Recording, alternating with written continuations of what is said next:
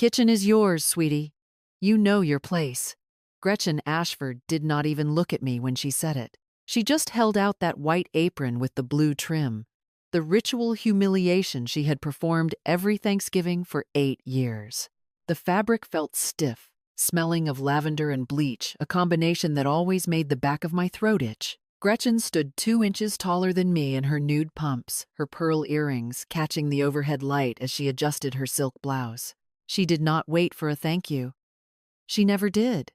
She just turned on her heel and glided back toward the living room where the real family was gathered. I looked at the apron. 8 years of turkey and sage stuffing. 8 years of keeping the gravy from lumping while the rest of them laughed over expensive bourbon. I did not tie it on this time. Instead, I folded the fabric into a neat, sharp square and placed it on the granite counter. My fingers lingered on the cold stone. I was 40 years old, and for 8 of those years I had been the silent partner in a marriage that felt more like an internship. I could not quit. I am Phoebe Ashford. To the world of education technology, I was the founder of BridgeLearn. To this room, I was just the help. The kitchen was loud with the sounds of a house that did not belong to me. The heavy hum of the double oven, the rhythmic ticking of the wall clock, and the distant, muffled roar of a football game on the television in the den. I could hear Eileen, Gretchen's sister, laughing at something my husband Neil said. Neil has a specific laugh for his mother's house. It is loud and performative, a sound that says he is exactly who they expect him to be. She has gotten better, has not she? Eileen's voice drifted in thin and sharp. The stuffing last year was a bit dry. I heard the clink of ice against crystal and the rustle of silk. Gretchen's response came with a sigh that carried more weight than a shout. "I have trained her well, Eileen." 8 years. Even a dog learns tricks in 8 years. I stirred the cranberry sauce, the wooden spoon hitting the side of the pot with a dull thud. My hand stayed steady. It did not shake because I had heard versions of that sentence since the first year I stepped into this house in Raleigh. What they did not know was that my phone was sitting face down on the counter behind me, and on that screen was an email confirming the sale of my company for $250 million. The acquisition agreement had been signed 3 months ago, and the final closing had gone through just last week. The wire had landed in my corporate account while Neil was allegedly working late at the agency. I checked the turkey. 18 pounds of bird that I had bought and seasoned and basted. The steam rose up and hit my face, smelling of rosemary and hot fat. I was not just bringing dinner to the table today. I was bringing 4 months of bank statements and a receipt from a florist for 2 dozen pink roses that had never made it to our house. "Phoebe, sweetie, is it ready yet?" Neil walked into the kitchen. His face flushed from the beer and the heat. He leaned against the island, not looking at me, but looking at the timer on the stove. "We are starving out there. Mom is already on her 2nd glass of Chardonnay." I looked at my husband. He was handsome in that predictable North Carolina way, wearing a vest and a button-down shirt that I had ironed the night before. I wondered if he had texted Brooke Landon today. I wondered if he had told her he loved her before he sat down to eat the meal I cooked. "It is ready, Neil," I said. I kept my voice low and even. My heart was thumping against my ribs, a fast and heavy rhythm that felt like a drum in an empty room. "Go ahead and sit down. I will bring it out." He reached for a piece of celery from the tray, crunching it loudly.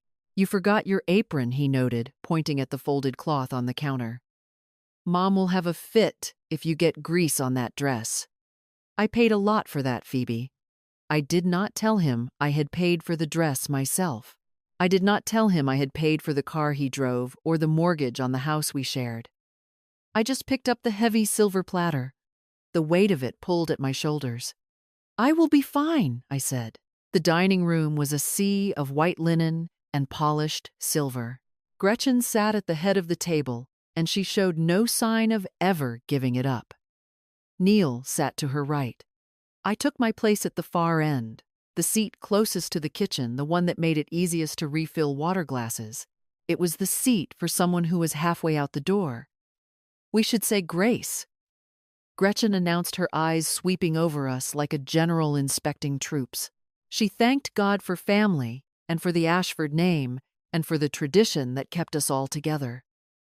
I kept my eyes open. I watched the way Neil's thumb twitched against the tablecloth. I watched the way Gretchen's pearls shifted as she breathed. The meal began with the usual interrogation. Gretchen turned her gaze toward me. "So, sweetie, are you still playing with that little computer thing? It is called Bridge Learn, Gretchen," I said. Right, she said, her tone dismissive. "Your little project. Neil, honey. Are not you proud of her? Keeping herself busy while you do the heavy lifting at the agency. It is good for a woman to have a hobby." Neil laughed. It was that reflex laugh again. "Mom, let us just eat the food. It is Thanksgiving." Gretchen leaned forward. "Neil tells me you had a little sale, Phoebe. Someone bought your website." "For how much?" "A few $1,000s. The silence that followed was heavy. It felt like a physical weight pressing down on the table, stifling the sound of the clinking silverware. I looked at Neil. He was staring at his plate, avoiding my eyes. He did not know the number. He had never bothered to ask because he never thought my work was worth the breath it took to describe it. $250 million, I said. The sound of Eileen's fork hitting her china plate was like a gunshot. Carl stopped pouring the wine. The bottle tilted a single red drop, falling onto the white tablecloth. Gretchen's face did not move, but the color drained from her lips until they were the same shade as her skin. "I am sorry," she whispered. "What did you say?" 250 million. I repeated the words, slowly letting them hang in the air between the turkey and the fine crystal. "The sale closed last week. The money is in a separate account." Neil finally looked up, his jaw literally dropping. "Phoebe, what are you talking about? 250? You told me it was a startup. I told you it was a company, Neil. You just never listened because you were too busy telling Brooke Landon that I was just the help." The name Brooke Landon hit the room like a physical blow. Gretchen stood up so fast her chair scraped harshly against the floor. "That is enough," she snapped. "Phoebe, you are being hysterical. Neil, take your wife home." "I have not had any wine, Gretchen," I said, standing up to meet her gaze. I looked around the table at the faces of the people who had spent 8 years making me feel invisible. I am done with the apron. I am done with the kitchen. And I am done with the lies. I walked out of the dining room and did not look back. I reached my car and got behind the wheel, my hands finally starting to tremble. The drive home was silent for the first 10 minutes. The headlights of the passing cars flickered across Neil's face, showing his anger and his confusion. "You humiliated me," Neil finally burst out, "in front of my mother. 250 million. Do you have any idea what she is going to think?" "I answered a question, Neil," I said. "You did not care about my business until there was a $sign attached to it." I turned onto our street. "Your mother is going to call you in about 2 minutes, I said, checking the clock. "She is going to tell you to call a lawyer." "Shh, like you always do." Neil opened his mouth to argue, but his phone started to buzz. The caller ID was bright and clear. "Mom." He did not answer it. "Before you pick that up," I said, pulling into our driveway, "there is something else you should know. I know about the Hilton on Glenwood, room 412. I know about the truffle fries she orders and the pink roses you sent her last Tuesday. I have known for 4 months. Neil turned toward me, his face pale. "Phoebe, I can explain. It was not what you think. It is exactly what I think," I said. "I want a divorce, Neil. And I want you to know that your mother has known about Brooke since the 3rd month. She provided your alibis. She was not protecting you. She was just making sure you stayed with the help so she would not lose her maid." I walked toward the front door and let myself in. Leaving him standing in the driveway with his ringing phone, I went straight to the bedroom and locked the door. First email in my inbox was from Meg Cassidy confirming our consultation for Monday at 9 in the morning. I laid down on the bed, and stared at the ceiling. I could hear Neil finally coming inside his footsteps, heavy in the hallway. He stopped in front of the bedroom door. He did not knock. He just stood there for a long time. Eventually, he walked away and I heard the door to the guest room close. I pulled my phone out and dialed a number. "Fern, it is me," I said. "Happy Thanksgiving, B," Fern replied. "How did the dinner from hell go?" I told them, I said. I told them the number, and I told him I know about Brooke. There was a long silence followed by a low whistle. Both barrels on Turkey Day. "I am fine," I said, and for the first time in 8 years I actually meant it. I am not the help, Fern. I never was. I woke up on the Friday after Thanksgiving before the sun had even thought about rising. The house was entirely silent, missing the heavy tread of Neil getting ready for the gym. He had slept in the guest room, and I had stared at the ceiling for hours. Lying there in the dark, my mind drifted backward. It traveled all the way to a tiny apartment we rented 8.5 years ago. I was 31 years old then. It was 11 at night. Neil was asleep in the bedroom, and I was sitting at a cheap white table I had bought and assembled myself. One corner of that table bore a permanent brown stain from a spilled cup of coffee. My old laptop was running so hot the internal fan sounded like a small jet engine trying to take off. I was writing the first lines of code for a matching algorithm. It was the digital architecture that would eventually connect students with tutors across the globe, though back then it just looked like endless lines of green text on a black screen. Neil wandered out of the bedroom around midnight, blinking against the harsh kitchen light. He rubbed his eyes and asked what I was doing awake so late. I told him I was just trying out a little project. He nodded, grabbed a glass of water, and told me not to stay up too long. He did not ask what the project was. He did not look at the screen. He just went back to bed. His lack of curiosity was a relief. My father had been a man who wanted everyone to see his success. Russell Keene built a printing business, put his name on the building in massive letters, and trusted the wrong partners. When they siphoned the accounts and left him with the debts, he lost everything in a spectacular public collapse. The lesson I took from watching my father break was simple. Visibility is dangerous. Building in silence is safe. If nobody knows what you have, nobody can figure out how to take it from you. Gretchen came over for dinner later that same week. She stood in that cramped kitchen wearing a silk scarf that probably cost more than our monthly rent. She spotted my laptop open on the table and asked what I was playing with. I told her it was a tutoring website. She offered a small, practiced smile and looked past me to her son. She said it was nice that I was keeping myself busy, implying it was better than me just sitting around doing nothing. I could have told her it was a company. I could have defended myself. I kept my mouth shut. I let her think I was playing. That table was exactly where I sat when I signed the formation papers for BridgeLearn. It was a Tuesday evening in April, exactly 6 months before my wedding to Neil. I funded the entire venture with $8,000. That money came from a personal savings account I opened when I was 22, using the cash I got from selling my father's old car and his television after he died. Not a single cent of Neil's money went into that account.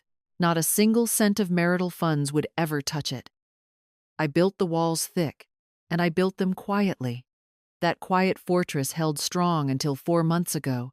It was a sweltering Tuesday evening in July, and the air conditioning in our current house was struggling to keep the living room cool. Neil was supposedly at a dinner, entertaining clients. I was sitting on the sofa with my laptop, performing my monthly ritual of reconciling our joint credit card statement. It was a habit from my accounting days, a routine I found soothing. I scrolled through the digital lines of groceries and gas station fill-ups. Then my eyes caught on a specific charge. The Bloom Room. $127. I stared at those words for a full minute. The Bloom Room was a boutique florist downtown. My birthday was in March. Our anniversary was in September. I had not received any flowers in July. I clicked into the transaction detail on the banking portal. The merchant receipt attached to the charge showed the full order summary. 24 pink roses delivery address included. It was a luxury apartment complex on the north side of the city, an apartment number I had never seen before. I wrote the address on a yellow sticky note. My hand did not shake. My breathing remained perfectly even. I opened a new spreadsheet and began cross-referencing the credit card history with Neil's shared calendar. The pattern emerged with terrifying clarity. Every other Thursday for the past 18 months, Neil had blocked out his evening for client dinners. On those exact same Thursdays, a charge appeared for the Hilton on Glenwood Avenue, room 412. $289 a night. I sat on the sofa for 3 hours, building the spreadsheet. I logged the dates, the amounts, the locations. I let my brain process the data like a machine because machines do not feel pain. But eventually, the clock struck 2 in the morning. The house was dead quiet. The data entry was finished. The machine shut down, and the woman woke up. I walked into the master bathroom and closed the door. I turned the shower on full blast, letting the hot water hit the porcelain tub so the sound would drown out everything else. I slid down the tiled wall and sat on the cold floor. And I wept. I cried for the 14-year-old girl who thought she could fix her father's broken life by being perfect. I cried for the 40-year-old woman who married a man simply because he offered the illusion of a stable family. I stayed on the floor for 45 minutes. Then I stood up, washed my face, and turned off the water. I did not confront Neil the next morning. I could not. Bridgelearn was in the middle of a rigorous due diligence process for the $250 million acquisition. Any personal drama could spook the buyers and derail the sale. Beyond that, I needed to know the full scope of the betrayal. I needed to know who else knew. My father lost everything because he acted before he had all the information. I swore I would never make that mistake. So I smiled at my husband over morning coffee, asked about his client dinner, and spent the next 4 months quietly watching him lie. That watchful silence ended completely on the Monday morning after Thanksgiving. The Raleigh sky hung low and gray, threatening rain as Fern steered her car through the downtown traffic. She parked near Fayetteville Street and walked with me to an old brick building. We took the elevator to the 3rd floor, stepping into the offices of Cassidy and Associates. The reception area smelled of lemon, polish, and old paper. A heavy oak door opened and Meg Cassidy ushered us into her private office. Meg wore a dark green flannel shirt beneath a structured navy blazer. Her salt and pepper hair cropped short and practical. She gestured toward a worn leather sofa. Fern sat beside me, her hands gripping a metal water bottle like she was preparing to throw it at someone. Meg sat behind her massive desk and looked at me over the rim of her reading glasses. She did not offer empty platitudes. She asked for the facts, and I gave them to her. I laid out the 8 years of marriage, the spreadsheet detailing the affair, Gretchen's complicity, the separate bank accounts, and the pending payout for the company. Meg pulled a fresh legal pad toward her and picked up a heavy silver pen. She told me North Carolina was going to be our best weapon. She broke it down systematically. First, she explained the fault divorce laws.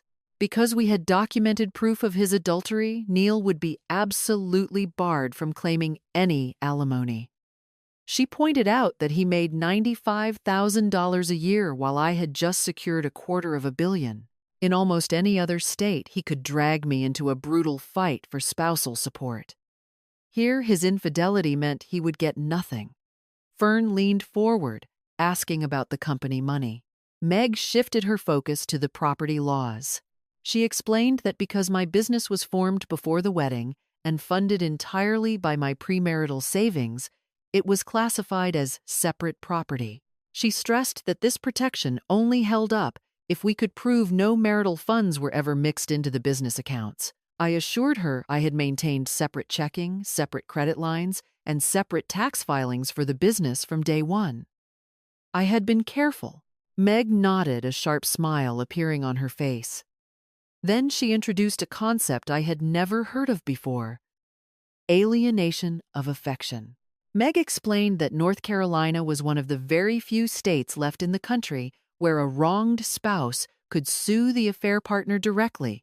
If we could prove that there was genuine love and affection in the marriage before Brooke Landon interfered and that her actions destroyed it, a jury could award massive financial damages. I told Meg I did not care about the younger woman's money. I did not want a single dollar from her. Meg tapped her pen against the desk. She explained that we did not have to take the money, but filing the lawsuit gave us incredible leverage. It would force the affair into the public record. It would make Brooke a named defendant in a civil trial. It would make Neil's comfortable secret world incredibly uncomfortable in a matter of days. I asked about Gretchen. I wanted to know if we could hold my mother-in-law accountable for providing the alibis and funding the deception. Meg cautioned that pursuing Gretchen for tortious interference was harder to prove, though not impossible, if she actively facilitated the affair. She advised focusing our initial attack on Neil and Brooke. Meg leaned back in her chair and delivered her final warning. She told me that whoever filed for divorce first would control the initial narrative. She knew Gretchen had ordered Neil to call a lawyer on Thanksgiving night. She warned me to expect a strike, predicting Neil would try to paint himself as the aggrieved party. She said it would happen fast. Fern looked at me. I looked back at her. We did not need to speak to agree. Meg's prediction was terrifyingly accurate. I was sitting at the kitchen island later that same afternoon, drinking a cup of tea, when my phone vibrated with a new email. It was forwarded from Meg. The sender was Boyd Whitaker, a notoriously aggressive family law attorney in the city. Neil had filed the divorce papers. I opened the attached document and read the grounds for the separation. He cited irreconcilable differences. There was no mention of his adultery. There was no mention of the massive financial sale. It was exactly as Meg predicted. Gretchen's fingerprints were all over the strategy. They were trying to control the story before I could expose the truth. My phone rang. It was Meg. Her voice came through the speaker crisp and entirely unbothered. She told me it was good that he filed first. She said it meant he had showed us his hand, and his hand was remarkably weak. I stood up from the kitchen stool and walked over to the window, looking out at the dead leaves scattering across the front lawn. The quiet girl who hid her father's shame and built a company in the dark was gone. Meg told me it was time to show them our hand. I told her to draw the papers. 1 week after Neil filed the divorce papers, I found myself sitting in a different kind of office, trading the smell of old leather for the sharp metallic scent of ozone from a heavy-duty laser printer. Dale Eckert operated his private forensic accounting practice out of a small commercial park in Cary. He was 58 years old, a former auditor for the Internal Revenue Service, and he possessed the quiet, methodical energy of a man who believed that numbers were the only things in the world that never lied. He sat across from Meg and me at a laminate conference table, adjusting his wire-rimmed glasses before sliding a thick, neatly bound stack of paper toward my side of the table. Dale did not offer any gentle warnings. He simply opened the binder to the first tab and began to walk us through 5 years of our joint bank statements, cross-referencing every line item with Neil's personal credit cards and withdrawal habits. The first page was a chronological map of my husband's betrayal printed in crisp black ink. Dale pointed a thick finger at a highlighted row. He noted the recurring charges for the Hilton on Glenwood Avenue, room 412, $289 a night, booked twice a month every month. Then came the florist. The Bloom Room charges were exactly $127 each time. As I looked at the dates spanning down the column, a cold knot tightened in my stomach. The flower charges did not start 18 months ago. They stretched back 2 full years. Neil had been seeing Brooke Landon for 24 months.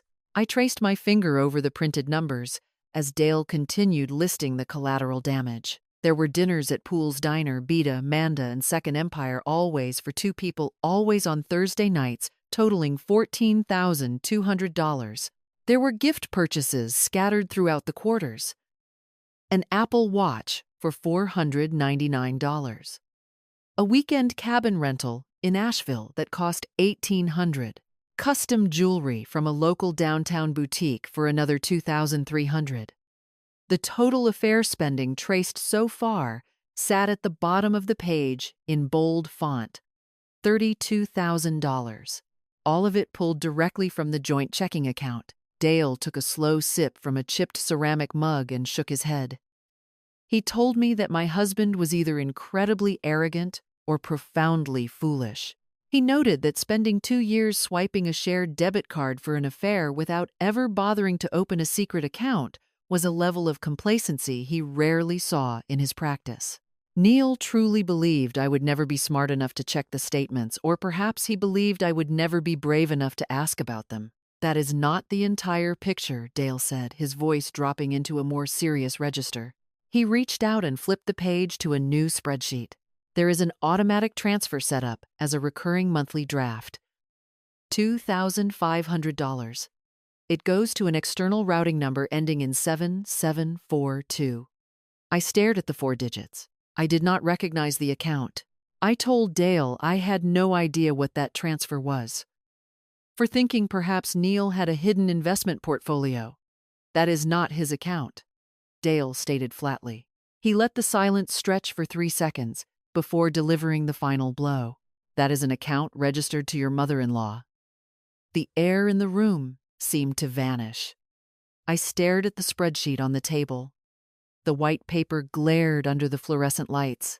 There was a column for the amount, a column for the recipient, and a column for the date. Row after row, the pattern repeated. $2,500. $2,500. 24 consecutive lines, perfectly synchronized with the timeline of his affair with Brooke. The total amount transferred sat at the bottom of the page. $60,000. I did not cry. The tears had been exhausted months ago on the bathroom floor. I just looked at the numbers and listened to the steady, rhythmic hum of the printer in the corner. She was getting paid, I whispered, my voice sounding like it belonged to someone else. She was getting paid with my money to stand in my kitchen and call me the help. The following week, I drove out to a self-storage facility on the suburban edge of Raleigh. The November air was biting, carrying the sharp chill of impending winter as I unlocked the corrugated metal door and pushed it up along its track. Dust motes danced in the pale afternoon light that spilled into the concrete unit. The space was filled with the remnants of my father, Russell Keene. I walked past the old armchairs and the stacked floor lamps until I reached a heavy cardboard box pushed into the far corner. The words, Russell Office, were written across the top in thick black marker. I knelt on the cold concrete and pulled the flaps open. The smell hit me instantly. It was the scent of old paper dried-out ink cartridges and a faint trace of the peppermint hard candies my father used to keep in his desk drawer. It was the smell of a man who had worked himself into an early grave. Inside the box lay the artifacts of his failure. A silver pen set he received for his 10th anniversary in business. A bulky gray calculator with worn buttons. A small stack of business cards bearing the logo of Keene Print Solutions. And tucked beneath a leather portfolio was a single sheet of paper folded into quarters. I knew what it was without having to unfold it. It was the Chapter 7 bankruptcy petition. I picked up the paper, holding it between my fingers. The edges were soft with age. I brought it close to my face, breathing in the scent of the man who had loved me deeply but failed to protect himself. My father had lost everything because his business partners had systematically siphoned money from the company and then publicly blamed him for the collapse. He died believing the world was inherently predatory. Standing in the cold storage unit, I realized I had absorbed his trauma and made it my entire survival strategy. I had sworn to myself that I would hide my success, that I would build my company in the dark, and that I would never let anyone know what I possessed, so they could never take it away. I ran my thumb over the folded crease of the bankruptcy document. I chose not to open it. I was not ready to look at his signature. I placed the paper back into the box and closed the cardboard flaps. I had hidden my intelligence and my wealth perfectly, but the people I trusted had simply found a different way to rob me. They did not steal my company. They stole my dignity. And they used my own money to finance the theft. 2 weeks later, the sky over downtown Raleigh was a brilliant, cloudless blue, completely at odds with the conversation happening inside Meg Cassidy's office. Fern sat beside me on the leather sofa, while Dale stood by the whiteboard with a fresh set of printouts.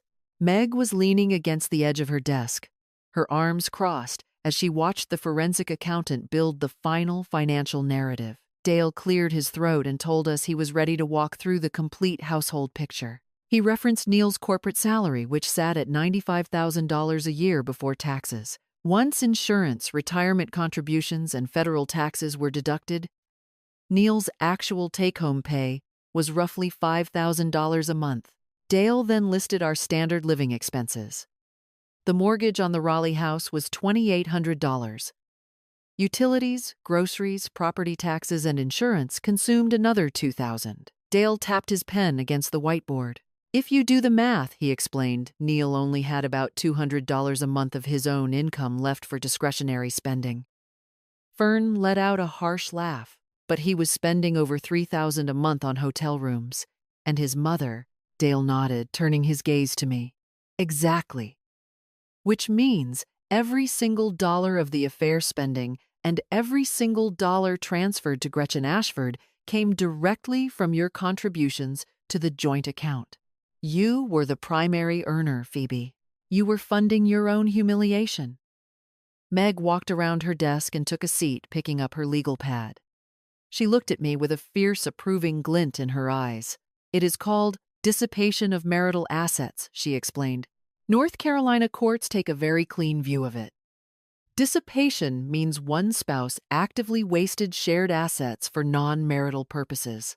Renting an apartment for an affair, buying jewelry for a mistress, and paying a monthly allowance to a mother-in-law who publicly mocked you fits the textbook definition perfectly. The judge will order those funds credited back to your side of the ledger.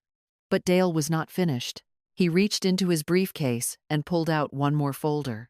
He told us there was an anomaly that did not directly affect our marital estate, but we needed to see it. He had requested Neil's internal expense reports from the advertising agency during the preliminary document discovery phase. Neil had claimed $8,400 a year in business dinners, which his employer dutifully reimbursed. Fern leaned forward, her eyes narrowing as she pulled her phone from her purse. She had been independently cross-referencing Dale's dates with Brooke Landon's public social media profiles. She scrolled through her saved screenshots and read the dates aloud. Dale confirmed them against the agency expense reports. 6 out of every 8 client dinners Neil had expensed perfectly matched the dates and locations of the photos Brooke had posted on her Instagram. Meg let out a slow, satisfied breath and leaned back in her heavy chair. He is expensing his date nights, she said, a small smile playing at the corners of her mouth. He is defrauding his employer to the tune of nearly $17,000 over 2 years. I sat very still, processing the magnitude of his foolishness. I asked Meg if we were legally obligated to report him. Meg shook her head slowly. That is not our fight, she said smoothly. But when we officially subpoena his complete financial records for the divorce trial, we have to request his employer reimbursements. The agency's corporate legal department will be required to review the documents before they send them to us. And corporate lawyers notice everything. Fern looked at me, her voice dropping to a serious whisper. The agency has a strict zero-tolerance policy on expense fraud, B. I checked their employee handbook online. It is immediate termination. I looked at the stack of evidence on the glass coffee table. For 4 months, I had felt like a victim stumbling through a dark room. But sitting here, looking at the meticulous spreadsheets, the feeling shifted. This was not a tragic accident or a momentary lapse in my husband's judgment. This was a sustained, coordinated operation between Neil and his mother. They had spent 2 years using my money, my home, and my silence to build a comfortable lie. They thought I was invisible. But as I looked at the undeniable truth printed in black and white, I realized I did not need to scream or fight or attack them. I only needed to let the truth do its work. My phone vibrated in my purse just as Meg closed her legal pad. She checked her own phone a second later. It was an email from Boyd Whitaker. Neil's aggressive attorney was suddenly asking for an emergency settlement meeting. He knew the alienation of affection lawsuit was coming, and the mouse was finally starting to realize it was trapped in the maze. 3 weeks after I left the Thanksgiving turkey untouched on the dining room table, the winter rain finally arrived in Raleigh. It was a cold, relentless drizzle that washed the dead pine needles down the gutters and turned the afternoon sky a permanent shade of bruised purple. I was sitting at the kitchen island of the temporary apartment I had rented near the Oakwood neighborhood, nursing a cup of black coffee that had gone lukewarm an hour ago. The heater kicked on, blowing dry air across the hardwood floor right as my phone buzzed against the granite counter. The caller ID showed Meg Cassidy's office number. I answered on the second ring, listening to the sharp, efficient tone of my attorney's voice. Meg did not bother with pleasantries. She told me the process server had just completed his delivery. He had walked right into the gleaming glass lobby of Neil's advertising agency exactly at 2 in the afternoon. He did not leave the paperwork with the receptionist. He rode the elevator to the 4th floor, found Brooke Landon sitting at her marketing coordinator desk, and handed her the thick, heavy manila envelope containing the alienation of affection lawsuit. Meg said her source reported that Brooke opened the flap, read the front page of the summons twice, and immediately put her face in her hands. 5 minutes later, she grabbed her canvas tote bag and practically ran out of the building, leaving her computer monitor glowing on her empty desk. I held the warm coffee mug with both hands, letting the silence stretch across the phone line. Meg waited for my reaction, but I did not have one ready to give her. I did not feel victorious. I did not feel much of anything at first, just a hollow, echoing sensation in my chest. I pictured Brooke Landon running to the elevator. She was 31 years old, a young professional who probably thought she had found a handsome older man trapped in a miserable, loveless marriage. Part of me remembered what it felt like to be 31 and desperate for a secure future. I had been 31 when I sat at my cheap kitchen table and built my company while Neil ignored me. I did not actually want to ruin another woman's career. North Carolina juries could award anywhere from $500,000 to $9 million in these types of lawsuits. But the money meant absolutely nothing to me. But then a different image surfaced in my mind, pushing away the pity. I remembered the text messages. I remembered the night 3 months ago when Neil left his phone unlocked on the kitchen counter while he was in the shower. The screen had lit up with a notification from Brooke, and I had seen enough in those few seconds to start scrolling. I remembered reading the words Neil had typed while he was sitting on our sofa. "Do not worry about Phoebe. She is just the help." And I remembered Brooke's reply. She did not express concern. She did not ask if I was okay with the separation he had invented. She had typed a laughing response and added, "Does she even work?" Brooke Landon might have been a victim of Neil's grand lies, but she had also laughed at my expense. She had eaten expensive truffle fries in room 412 at the Hilton, while I washed her boyfriend's laundry. She was an adult, and she needed to understand the cost of that laughter. Meg told me Brooke would either hire a lawyer immediately or she would panic and call Neil. I stared out the window at the rain hitting the asphalt parking lot. I told Meg that Brooke would call Neil, and the moment Neil hung up the phone, he would call his mother. Meg agreed, warning me that Gretchen Ashford would undoubtedly escalate the war. A week later, I learned exactly what that escalation looked like. The North Carolina family court system is notorious for moving slowly, but Boyd Whitaker, Neil's aggressive lawyer, moved with terrifying speed. He filed a formal motion requesting temporary spousal support. The courier dropped the heavy legal packet at my door, and the smell of the fresh black ink made my stomach turn. Boyd argued in the motion that his client could not maintain a lifestyle comparable to the marital standard without my financial contribution. The sheer arrogance of the phrasing made my jaw ache so badly I had to rub my temples. Neil was demanding $8,000 a month from me while we waited for the divorce to finalize. The judge reviewed the incomes, noted the massive disparity between Neil's agency salary and the fortune sitting in my corporate accounts, and granted a temporary order for $3,500 a month. Meg called me, the minute the ruling came down. She spoke quickly, trying to reassure me. She promised it was only a temporary measure. She swore the payments would stop the very second we proved his adultery in open court, because state law permanently barred cheating spouses from receiving alimony. But all the legal logic in the world did not stop the physical sting of having to make that first payment. I sat at my new desk and opened my laptop. I logged into my banking portal. My fingers felt heavy and stiff. As I initiated the transfer of $3,500 to the man who had spent 2 years buying another woman pink roses with my money, I watched the loading circle spin on the screen. The numbers vanished from my balance, and a bitter taste rose in the back of my throat. It felt like I was funding my own punishment. Boyd Whitaker did not stop at the support motion. He also filed a massive, sweeping discovery request targeting every financial record related to BridgeLearn. He demanded to see revenue charts, profit margins, operational expenses, and the legal identity of the corporation that had just purchased the platform. Meg called it a classic fishing expedition. She told me to let them cast their nets as wide as they wanted. She reminded me that my limited liability company was perfectly clean, established entirely with my own savings, months before Neil ever asked me to marry him. They were looking for a crack in the foundation, but there was no crack to find. The following week, the paper trail grew deep enough to drown my husband completely. I was back in Meg's downtown office on a Tuesday morning.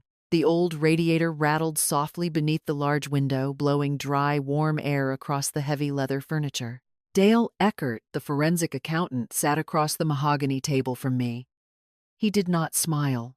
He just adjusted his wire-rimmed glasses and opened a new, significantly thicker binder. Dale explained that his audit had moved beyond our joint checking accounts. He had started digging into the corporate side of Neil's life. During the standard preliminary document exchange, Dale had requested the internal expense reports Neil submitted to his advertising agency for client entertainment.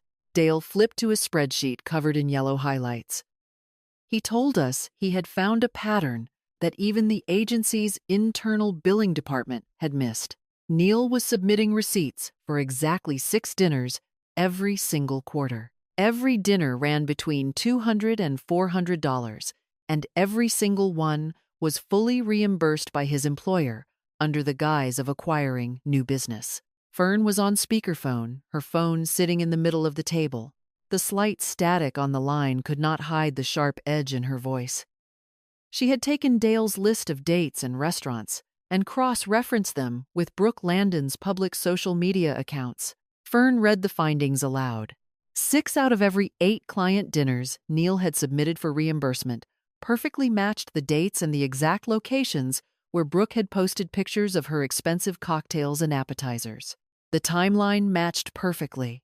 The locations matched perfectly. Dale closed the folder and rested his thick hands on the leather cover. He has been expensing his date nights as client entertainment for 2 full years, Dale said, his voice stripped of any emotion. Meg leaned forward, the leather of her large chair creaking under the sudden movement. "What is the total amount, Dale?" she asked, picking up a silver pen. Dale looked at his notes. "Roughly $16,800. I looked at Meg. I pointed out that his actions constituted deliberate corporate fraud. Meg smiled. It was a thin, tight expression that made her look incredibly dangerous in the soft morning light. She tapped her pen against the wood. She told me it was not our fight to wage directly. It was not part of the divorce statute. But she explained the mechanics of what was about to happen. When we formally subpoenaed his complete financial records for the impending divorce trial, we would be legally obligated to request those employer reimbursement files. The agency's corporate legal department would be tasked with gathering the documents to comply with the court order. And when corporate lawyers gather financial documents, they review them thoroughly before sending them out. They would see the pattern. They would notice the discrepancies. Fern spoke up from the phone on the table. "The agency has a strict zero-tolerance policy on expense fraud B. I found their employee handbook on their public website. There is no warning system. It is immediate termination." I sat back against the sofa and let the silence fill the room. The radiator hummed. The traffic on the street below moved in a steady rhythm. I did not have to plot an elaborate revenge. I did not have to sabotage his career or make an anonymous phone call to his boss. I just had to follow the standard, boring legal process. The truth was going to act entirely on its own as a weapon. My father had lost his printing business because the truth was buried in the dark by men who lied to him. I was going to win my freedom because the truth was finally going to be dragged into the glaring light of a courtroom. It was past 5 o'clock when I finally left the law office and drove back to my apartment. The sun had completely vanished behind the storm clouds, leaving the city soaked in the cold, endless rain. The windshield wipers slapped back and forth, a steady, hypnotic beat against the glass. I unlocked my front door and was in the middle of shrugging off my wet wool coat when my phone rang again. It was Meg. This time, she sounded different. The cool, "Boyd Whitaker just called the office," Meg said. I stopped with my coat halfway off my shoulders. I asked her what he wanted. "Neil wants a formal settlement meeting," Meg replied. "He is absolutely terrified of the alienation lawsuit going public. He knows if Brooke gets dragged onto the witness stand, his entire life becomes public record." I carried my coat to the closet, the wet fabric heavy in my hands. I asked her if we should agree to meet with them. Meg paused for a long moment. "We will meet," she finally said, "but you need to be extremely careful right now, Phoebe. They are realizing they cannot win this quietly. And when you back a mouse into a corner, it does not surrender. It bites." The second week of January brought a bitter, biting chill to Raleigh, stripping the last of the dead leaves from the oak trees. 6 weeks had passed since the Thanksgiving dinner, where I left my apron on the granite counter. I was sitting inside the main conference room of Boyd Whitaker's downtown law firm. The space was meticulously designed to intimidate. A massive cherry wood table stretched across the floor, polished to a high gloss that reflected the harsh white fluorescent lights humming steadily above our heads. Meg Cassidy sat to my left, placing a thick, heavy binder of financial evidence squarely on the table. I sat perfectly still, breathing in the air of the room. It smelled exactly like my old living room. Gretchen Ashford was wearing her signature perfume, Joe Malone, peony, and blush suede. The expensive floral scent hung heavy and thick in the enclosed space, acting as a deliberate, territorial marker. She was sitting in a leather chair, directly behind Neil, holding her posture perfectly straight. She wore her immaculate pearl earrings and a tailored wool blazer. She did not blink as she stared at me. She was not a legal party to this divorce, but Boyd had allowed her to attend the mediation. She brought her perfume into the room like a suit of armor. Boyd folded his hands on the polished wood. He was a man in his late 50s with silver hair and a deep, resonant bass voice that made every ordinary sentence sound like a subtle threat. He cleared his throat and announced that his client wanted to resolve this matter quickly and fairly. He slid a thin stack of stapled paper across the table toward Meg. Meg did not reach for the paper. She just looked at Boyd and waited for him to speak. Boyd explained the terms of their generous settlement offer. Neil would agree to sign the divorce papers without contesting them in a lengthy public trial. I would be allowed to keep the entire proceeds from the sale of Bridgelearn. But those sudden concessions came with heavy conditions. I had to drop the alienation of affection lawsuit against Brooke Landon immediately. I had to agree that the official legal grounds for the divorce would be listed only as irreconcilable differences, keeping any mention of adultery entirely off the public record. I had to classify the monthly cash transfers made to Gretchen as a mutual family gift, effectively erasing our claim of financial dissipation. And finally, I had to pay Neil an equitable share of the marital estate to compensate for the comfortable lifestyle he would be losing. Meg raised one eyebrow. "Let me make sure I understand this proposal, Boyd. Your client wants my client to pay him $1.2 million.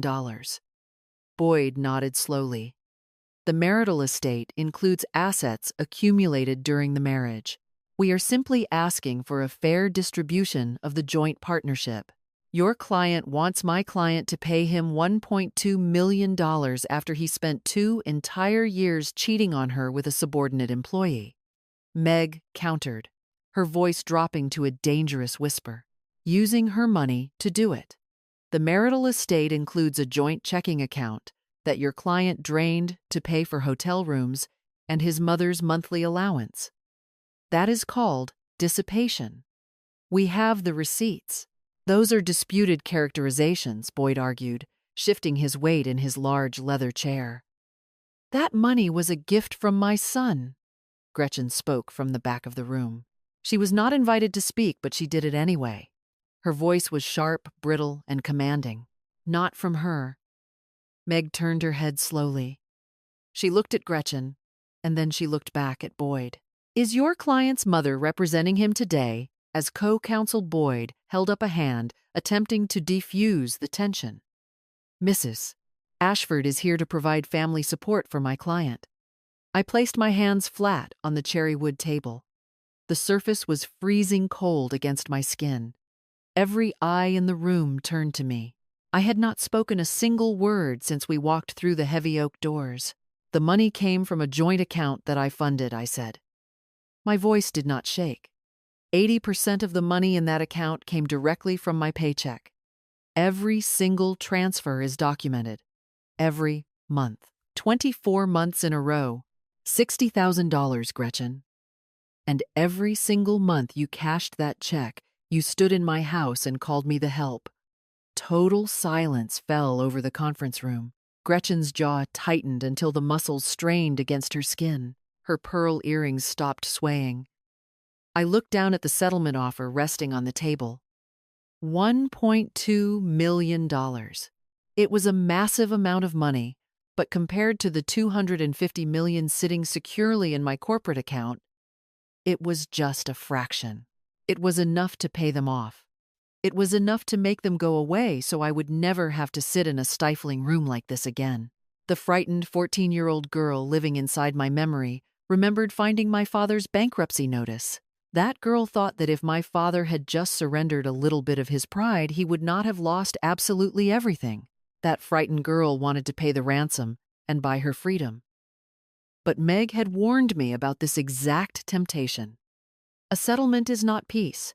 A settlement simply means you are paying a traitor to keep their reputation intact. If I signed that paper, the adultery would vanish from the legal record. Gretchen would spend the rest of her life telling the Raleigh Country Club circuit that I was a greedy, heartless woman who abandoned her son for corporate wealth. Neil would get to play the tragic victim. Brooke Landon would face 0 consequences for laughing at me in those text messages. I looked across the table at Boyd. No. Boyd frowned deeply, his thick eyebrows pulling together. Mrs. Ashford, I would strongly advise you to consider the cost of a public trial. You do not want this dragging through the courts. I said no, I repeated, pushing the stack of papers back across the polished wood. No settlement. No dropped lawsuits. No sealed records. I turned my head and locked eyes with Neil. He flinched his shoulders, pulling inward. You laughed, Neil, at Thanksgiving. Your mother called me the help, and you laughed at the table. You laughed for 8 years. I shifted my gaze past him to Gretchen. Her hands were gripping the armrests of her chair so tightly her knuckles were completely white. And you, I said, keeping my voice perfectly level. You introduced them. At your Christmas party, for the very first time in 8 years, I watched Gretchen Ashford's immaculate mask completely shatter. Her face did not just turn pale. It cracked with genuine, naked terror. She realized in that exact second that I knew the intimate details of their deception. And if I knew about the Christmas party introduction, she had absolutely no idea what else I had discovered. I pushed my chair back and stood up. Meg gathered her thick binder, offering a curt nod to the opposing counsel, and followed my lead. We walked out of the conference room and let the heavy wooden door click shut behind us, leaving the 3 of them sitting in the suffocating silence of their own making. The winter air outside the office building felt incredibly sharp and clean, finally washing the cloying scent of the peony perfume out of my lungs. I walked quickly to my car in the visitor parking lot, the wind whipping my coat around my legs. Meg walked beside me, her leather boots clicking rhythmically against the pavement. We got inside the vehicle and I started the engine, letting the heater blast warm air against our frozen hands. "You refused the settlement," Meg said as she buckled her seatbelt. "That was the right call. It was an insulting offer. But you need to understand what happens next. They are going to escalate this war." I gripped the steering wheel, watching a sleek black car pull out of the lot ahead of us. What else can she possibly do? The company is already sold. The money is legally separated and protected. Meg looked out the window at the gray sky. "The company is sold, but you are still here." Gretchen is not the type of woman who accepts defeat gracefully. She is a cornered animal right now. She has contacts in this city. She has the country club. She has her church group. She has the local business community. She is going to start talking. She will attack your reputation, your business, and anything else she can reach. My phone vibrated violently in the cup holder between the front seats. The screen illuminated with Fern's name. I tapped the speaker button so Meg could hear the conversation. "B, we have a serious problem," Fern said. Her voice was entirely devoid of its usual sarcastic edge. I asked her what was wrong, my heart suddenly beating a little faster. "The primary buyer for BridgeLearn just forwarded an email to our old legal department," Fern explained, the sound of her rapid typing echoing through the speaker. "It came from an address I do not recognize. The email accused you of intentionally misrepresenting the company value during the acquisition. It claimed you used stolen ideas to build the platform." Meg leaned closer to the dashboard microphone. "Was the email signed with a name?" "No," Fern replied. "It was anonymous, but the writing style is completely obvious. It uses the exact same phrasing and vocabulary Gretchen always used in those passive-aggressive emails she used to send Neil. The ones he would forward to us to read. I would bet my life it is her."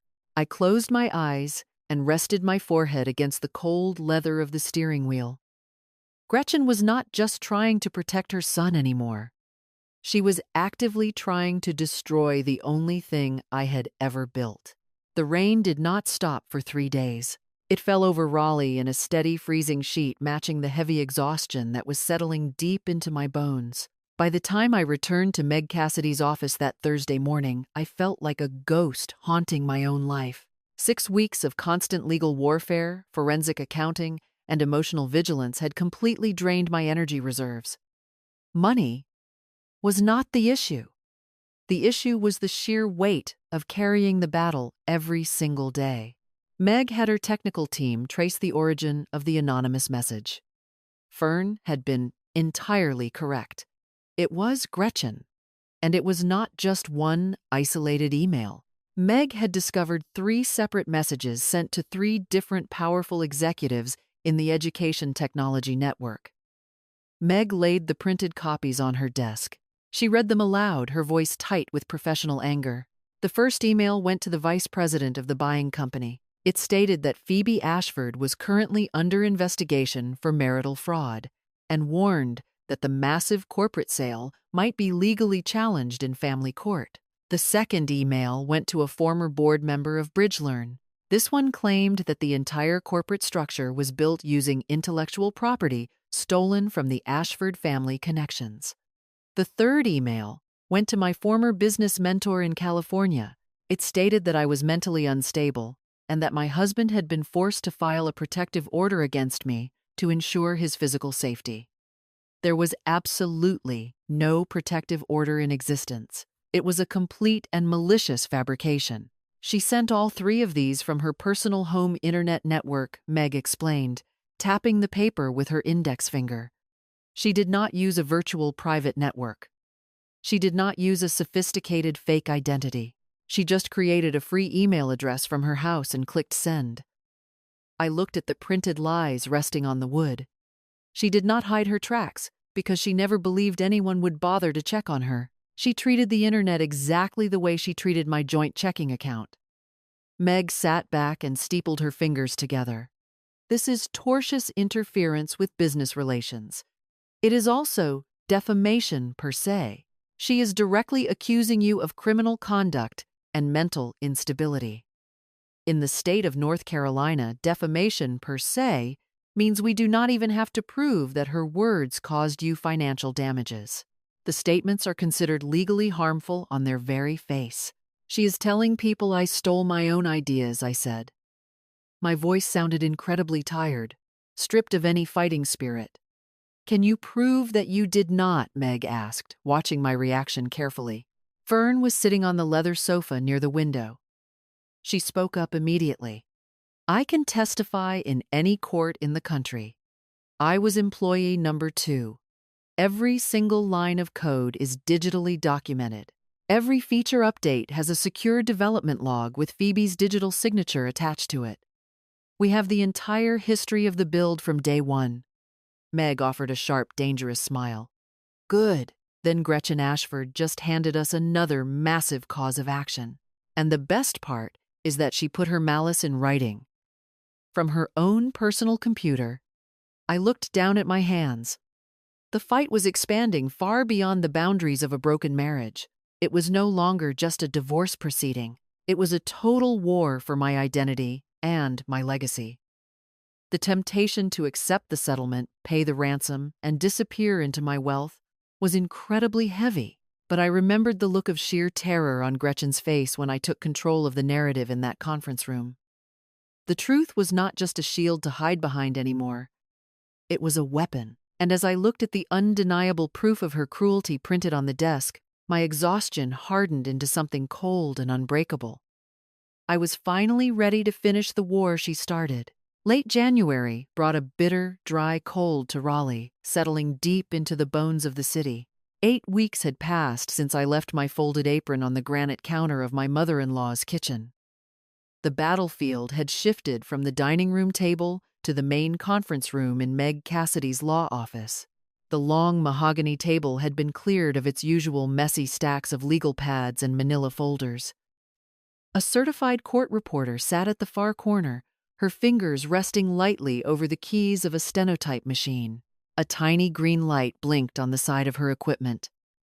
A silent reminder that every single word spoken in this room was about to become permanent public record. Gretchen Ashford walked through the heavy wooden door exactly at 10 in the morning. She wore a tailored charcoal suit and her signature pearl earrings. She took the seat directly across from Meg. Boyd Whitaker sat down next to her, opening his briefcase with a sharp, metallic click. I noticed right away that Gretchen's perfume was significantly lighter today. She knew this was an official legal proceeding, and she had adjusted her armor accordingly. She sat with her spine perfectly straight, her hands folded neatly in her lap. I chose the chair at the far end of the table. I was not legally required to attend the deposition, but Meg had specifically asked me to be there. She told me Gretchen needed to feel my physical presence in the room and that my silent observation would act as a psychological weight. I was not wearing an apron. I wore a structured navy blazer, sensible flat shoes, and round wire glasses. I opened a blank notebook and uncapped my pen. Meg leaned forward and began the deposition. Her voice was calm and methodical as she established the basic timeline of the marriage and Neil's employment. Gretchen answered with clipped, practiced precision. She looked incredibly confident. She looked like a woman who had spent her entire life controlling the narrative of her family and fully expected to control this one as well. Then Meg gently shifted the direction of the questions. Mrs. to Ashford, Meg said, looking down at a printed sheet of paper. When did you first learn that your son was romantically involved with a woman named Brooke Landon? Gretchen did not blink. I do not recall the exact date. Meg turned the page over. Your son called your personal cell phone at 2 in the morning, approximately 3 months into his affair. Phone records indicate the call lasted 47 minutes. Do you recall that conversation? Gretchen looked sideways at Boyd. Boyd gave her a nearly imperceptible nod. He may have called me once or twice late at night, Gretchen answered. He was under a great deal of stress at work. "And what did you advise him to do regarding this stress?" Meg asked, her voice dropping into a softer, more dangerous tone. "Did being responsible include providing alibis for his whereabouts? Your son repeatedly told his wife he was at your house, assisting you on 14 separate Thursday evenings over a 2-year period. Were those statements true?" Boyd sat forward quickly. "Objection. That assumes facts not in evidence regarding what my client told his wife." "I will rephrase the question," Meg said smoothly, never taking her eyes off the woman across the table. She slid a single piece of paper across the polished wood. "Was your son physically present at your home on these 14 specific dates?" Gretchen stared at the list of dates for a long time. The silence in the room grew heavy. The only sound was the soft, rapid clicking of the court reporter pressing the keys on her machine. 5 seconds passed. 10 seconds passed. "I do not keep a detailed calendar of my son's visits," Gretchen finally said. Meg pulled the paper back. "You hosted a formal Christmas party in December of the previous year. Brooke Landon attended that party. Did you personally invite her?" "I invited many people from the agency," Gretchen said, her voice rising a fraction of an inch. "It was a large professional gathering. Did you personally introduce Brooke Landon to your married son at that party?" Meg asked. "They may have met in passing," Gretchen replied, her jaw tightening. Meg reached into her folder and pulled out a different piece of paper. "Mrs. Ashford, I have a subpoenaed text message retrieved from your personal phone through forensic examination during discovery, sent to your son and dated December 26th. I will quote it for the record. That Brooke girl is lovely. She is much better suited to you than—" Meg stopped reading and looked up. The visible text ends there. The remainder of the message was deleted from the device, but our forensic examiner recovered the partial thread from an iCloud backup your phone was synced to. "Would you like to complete the sentence for us today, Mrs. Ashford?" Who was Brooke Landon better suited for Gretchen's pristine posture, finally cracked. Her shoulders dropped and her hands gripped the edge of the mahogany table. She turned her head and glared at her attorney. "I want a break," she demanded. Boyd immediately requested a 15-minute recess. Meg agreed with a polite nod. I stayed in my seat while Gretchen and Boyd walked out into the hallway. The walls of the law office were thick, but the door had not latched completely. Through the narrow gap, I could hear the furious whispered hissing of my mother-in-law. I could not make out every single word, but I heard the tone perfectly. It was the sharp, commanding voice she used when someone failed to follow her script. I heard Boyd try to murmur something calming, but Gretchen's voice rose sharply over his. "Then make it about the money," Gretchen snapped. When they returned to the conference room 15 minutes later, Boyd did not sit down. He remained standing behind his leather chair and looked directly at Meg. He announced that Neil's legal team would be filing an immediate motion with the family court. They were officially claiming that the Bridgelearn Limited Liability Company was marital property. Boyd stated that the company was conceived, developed, and operated during the marriage, that it used the marital home as its primary office, and that it benefited directly from the emotional and domestic support provided by his client. Meg did not flinch. She just calmly noted his intention for the record and ended the deposition. But as I sat at the end of the long table, I felt the air leave my lungs. I realized I was watching a masterful pivot. Gretchen knew they could not win the moral argument. She knew the affair and the financial dissipation were fully documented. So she was changing the battlefield entirely. If the court determined that my company was a marital asset, Neil would be entitled to half of the sale. He would walk away with $125 million. 2 weeks later, the theoretical threat became a terrifying reality inside a courtroom at the Wake County Family Court. The room smelled strongly of lemon pledge furniture, polished old paper, and the nervous sweat of the people who sat on the hard wooden benches in the gallery. Fluorescent neon lights hummed loudly overhead, casting a harsh, pale glow over the proceedings. Judge Helen Tate sat high on the wooden bench at the front of the room. She was a woman in her early 60s, with thick, silver hair piled meticulously on top of her head. She wore a pair of wire reading glasses suspended on a silver chain around her neck. She looked down at the two tables with an expression of permanent, exhausted skepticism. Meg and I sat at the petitioner's table on the left. Neil and Boyd Whitaker sat on the right. I did not have to turn around to know that Gretchen was sitting in the gallery directly behind them. I could smell the faint trace of her floral perfume drifting forward in the stagnant courtroom air. Boyd stood at his podium, his deep voice filling the large room as he presented the motion.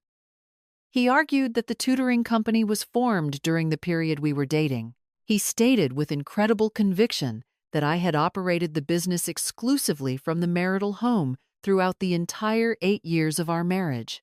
He told the judge that Neil Ashford had provided essential domestic support, managing the household, and providing the emotional stability that enabled me to build the massive business. He was standing in a court of law wearing a tailored suit, legally arguing that his client was a supportive domestic husband, while we both knew his client had spent those exact years lying in a hotel bed with a 20-something marketing coordinator. The sheer audacity of the argument made my stomach twist into a cold, tight knot. Meg stood up the moment Boyd finished. She carried her heavy evidence binder to the podium. She laid out the timeline with brutal clarity. She informed the judge that the limited liability company was legally formed 6 full months before Neil even proposed, and 10 months before the wedding took place. She explained that it was funded by exactly $8,000 in premarital savings. She held up the bank statements showing a completely separate business account and a completely separate corporate credit card. "Your Honor," Meg said, her voice ringing clearly across the polished wood, "the fact that Mrs. Ashford typed on a laptop sitting at her kitchen counter does not magically transform that kitchen into a marital business office. No marital funds were ever invested. Not one single dollar."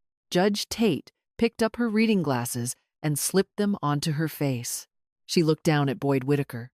"Counselor," the judge said, her tone dry and sharp, "can you point to a specific marital asset, a specific dollar amount that was actively invested into the formation or operation of this limited liability company?" Boyd gripped the edges of the podium. "Not directly, Your Honor, but the overall marital partnership provided the foundation." "A dollar amount," Counselor Judge Tate interrupted. "Do you have one?" Boyd looked down at his notes. "No, Your Honor." Judge Tate turned her gaze to our table. "Miss Cassidy, can you demonstrate the exact funding source?" Meg opened her binder.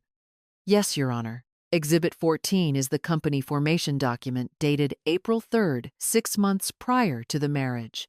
Exhibit 15 is a bank statement from my client's personal savings account, which was opened when she was 22 years old, showing a withdrawal of exactly $8,000 on that very same date.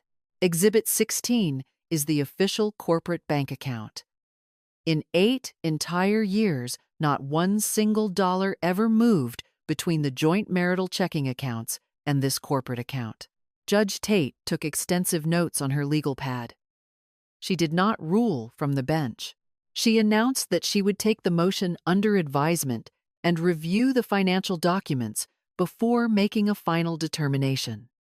She struck her gavel once, and the heavy sound echoed through the room like a closing door. I remained seated at the table as the courtroom began to empty.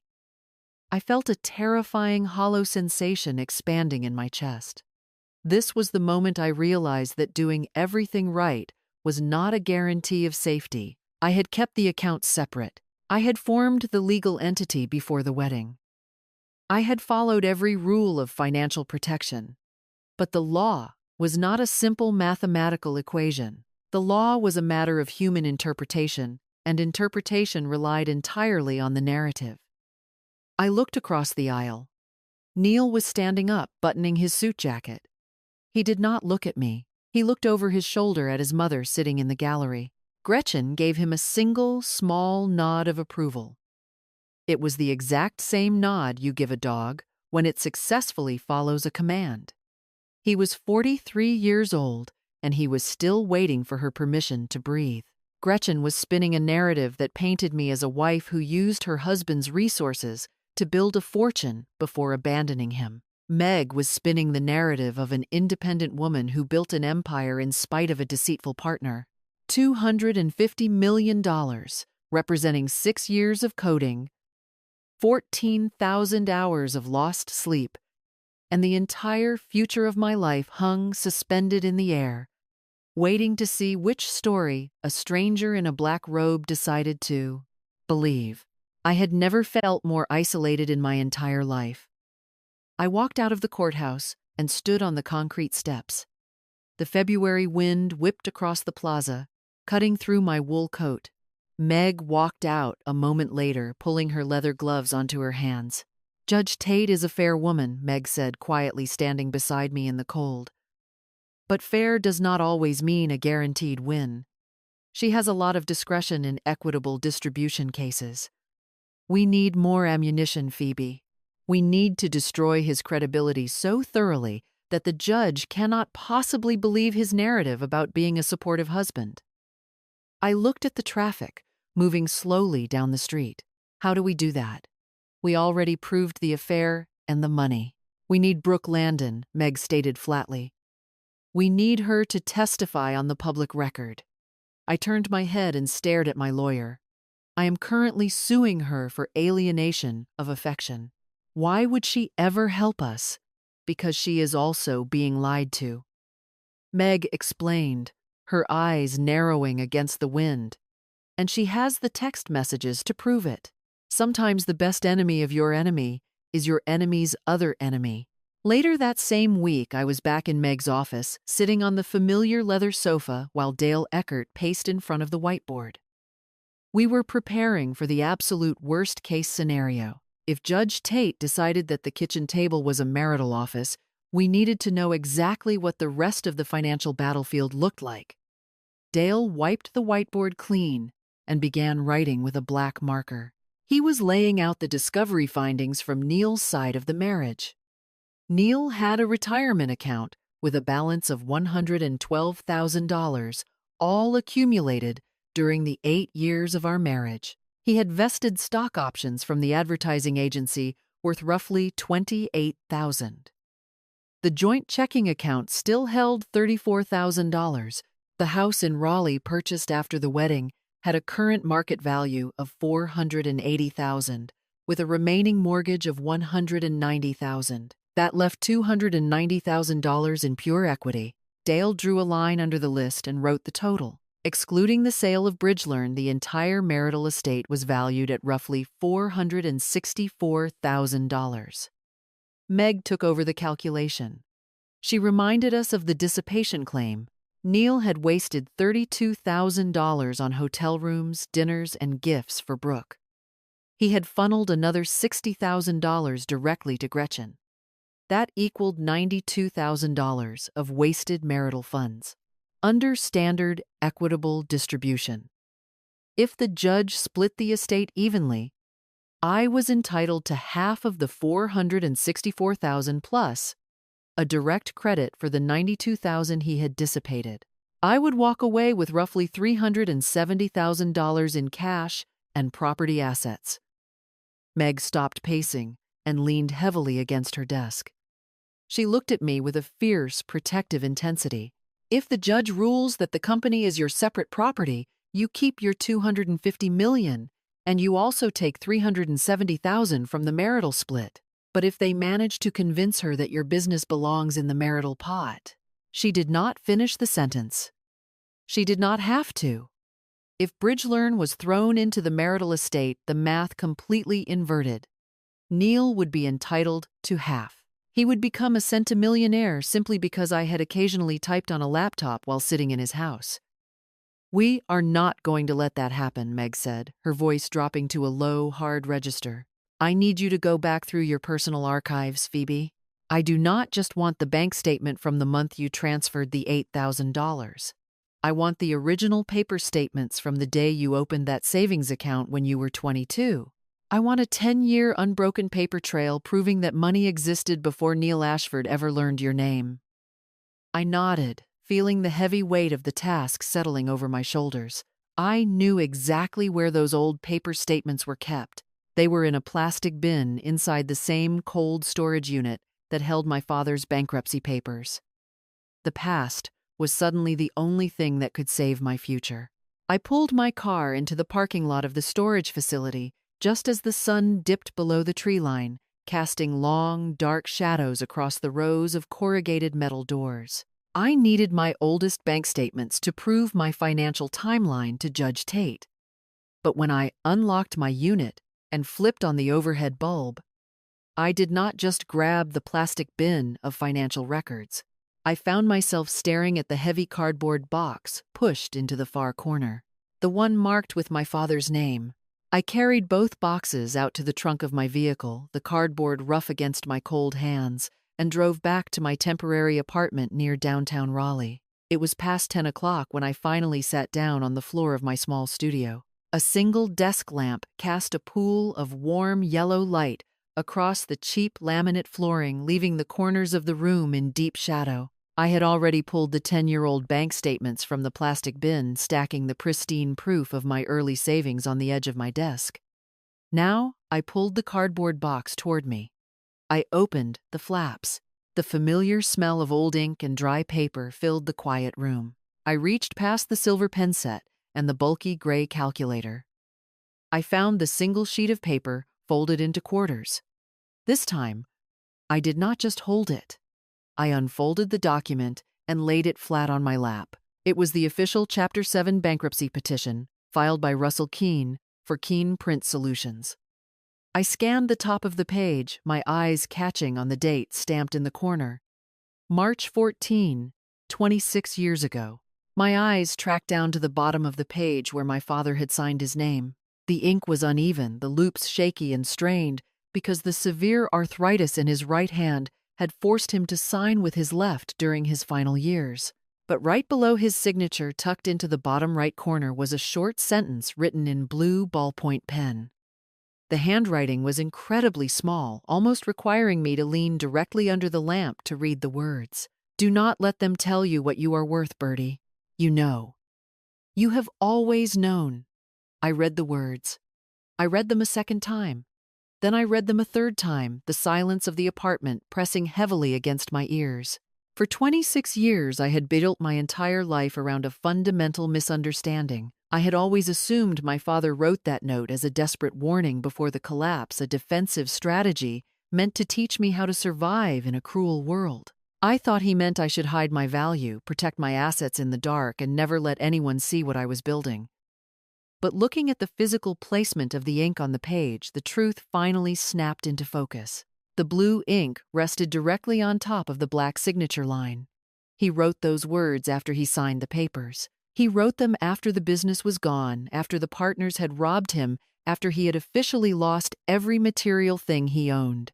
It was not a warning to hide. It was a final testament. My father had lost his company and his reputation. But he wrote that note because he fundamentally knew he was worth more than the balance of his ruined bank accounts. He did not want me to hide. He wanted me to stand firm and refuse to let anyone else dictate my value. For 8 years of marriage, I had completely failed him. I had allowed Gretchen Ashford to hand me an apron and call me the help. I had allowed Neil to ignore my mind and dismiss my ambitions as a cute little hobby. I had hidden my massive success because I thought hiding was the only way to protect myself. But my silence had only given them the perfect cover to drain my resources and strip away my dignity. I had let them price me. I started to cry. The tears came fast and heavy, spilling hot over my cheeks and dropping onto the knees of my jeans. I was not crying the way I had cried on the bathroom floor 4 months ago. Those were tears of grief for a broken marriage. These were tears of pure, blinding realization. I wept for my father. I wept for the 8 years of Thanksgiving dinners where I bit my tongue and swallowed my pride.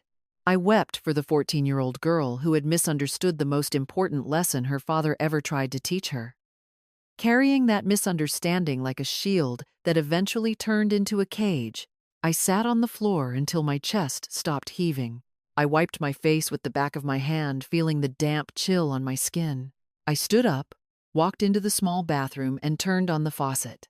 I splashed cold water over my eyes and looked at my reflection in the mirror. My eyes were red, my hair was tangled, and my wire glasses were slightly crooked on the bridge of my nose. I adjusted my frames and stared at the woman looking back at me. "I know what I am worth, Dad," I whispered to the empty room. "I have always known."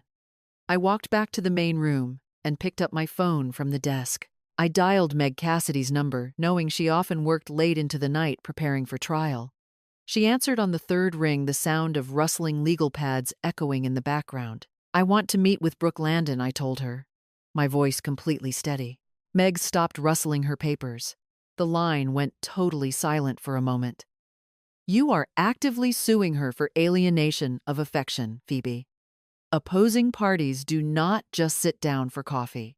"I know exactly what I am doing," I replied, looking down at the blue ink on the bankruptcy petition. "She has the specific text messages we need to destroy Neil's credibility in court, and I have something she desperately needs to hear." Meg sighed, a heavy sound of professional resignation.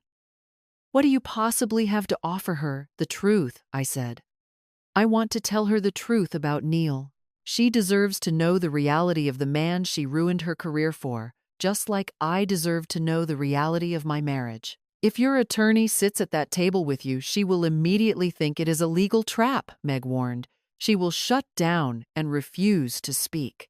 You will have to go entirely alone. You speak to her as a person, not as a plaintiff." I hung up the phone. I folded my father's note, but I did not put it back into the cardboard box. I placed it directly on the center of my desk, right next to my laptop. I was done hiding the things that mattered. 2 days later, the morning sun was bright and sharp, casting long rays of light through the large front windows of Jubala Coffee in the Oakwood neighborhood. The cafe smelled intensely of roasted espresso beans and toasted sourdough bread. I arrived 15 minutes early and chose a small wooden table tucked into the back corner facing the entrance. I ordered a black coffee and wrapped my cold hands around the ceramic mug, watching the door. Brooke Landon walked through the glass door exactly at 9. She looked significantly younger than 31 in the harsh morning light. Her auburn hair was pulled back into a messy knot, and she wore a bulky gray sweater. Her eyes were slightly swollen, carrying the faint dark shadows of someone who had not slept well in several weeks. She carried a canvas tote bag slung over her shoulder, the kind commonly given out at marketing conferences. She spotted me in the corner, her steps slowing as she approached the table. She pulled out the opposite chair and sat down. She did not say hello. She just looked down at the wooden grain of the table. "Thank you for agreeing to come," I said, keeping my voice low and even. Brooke kept her eyes focused on the table. "Your lawyer told my lawyer you would consider dropping the lawsuit if I cooperate with you today." "That is not why I asked you here," I said softly. Brooke finally looked up, her expression a mixture of exhaustion and deep suspicion. "Then why did you want to see me?" "Because Neil Ashford told you I was nobody," I explained, watching her face carefully. "And I want you to know exactly what he told me about you." Brooke swallowed hard, her throat bobbing. "What did he tell you?" "Nothing," I said. I let the word hang in the air between us. "He told me absolutely nothing. In 2 entire years, your name never came up in my house. Not a single time. You did not exist in his version of our marriage. Just like I apparently did not exist in his version of your relationship." Brooke was silent for a long time. The ambient noise of the coffee shop, the grinding of the espresso machine, and the low chatter of the other patrons seemed to fade into the background. "He told me you two were legally separated," she finally whispered. "We were not," I said. "We shared a home, a bed, and a bank account every single day." "He said you did not work," Brooke continued, her voice gaining a frantic defensive edge. "He said you just stayed home all day and cooked for his family. He said you were more like a roommate than a wife." I took a slow breath. "I built an education technology company worth $250 million, I told her. I built it while cooking Thanksgiving dinners for his family. I built it while his mother stood in my kitchen and called me the help. I built it while he used the money from my paychecks to take you to the Hilton. Brooke flinched, as if I had struck her across the face. Her voice cracked as she tried to defend the illusion she had lived inside. The Hilton, on Glenwood. He told me that was his corporate rate from the agency. He said the agency paid for the room. It was our joint checking account, I corrected gently. It was my money, every single time. Brooke stared at her hands. They were trembling against the edge of the table. What do you want from me? I want the text messages, I said. I want the messages where he specifically stated we were separated. I want the messages where he claimed I did not work. I want the texts where he told you his mother was sick and needed his help on Thursday nights. His mother is not sick, Brooke asked, her eyes widening in sudden horror. His mother is 66 years old in perfect health and plays doubles tennis every Tuesday and Thursday, I told her. And she has been collecting $2,500 a month from the checking account I funded simply to help cover up your affair. Brooke reached into her canvas bag with a shaking hand. She pulled out her phone and placed it flat on the wooden table. She opened her messaging application and scrolled down to Neil's name. She unlocked the thread, the screen illuminating hundreds of blue and gray text bubbles. She slowly turned the phone around and slid it across the table toward me.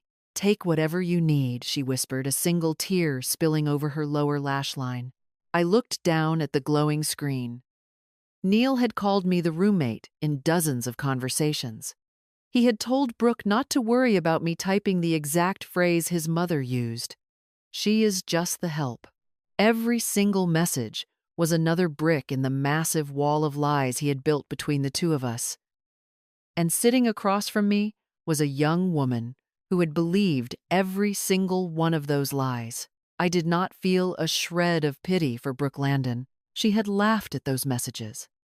She had known Neil was a married man, even if she believed the separation lie. But looking at her pale, devastated face, I did not feel any hatred either. When I was 31 years old, I had believed lies too. I had believed my value was tied to my ability to serve a family that despised me. I pushed the phone back across the table.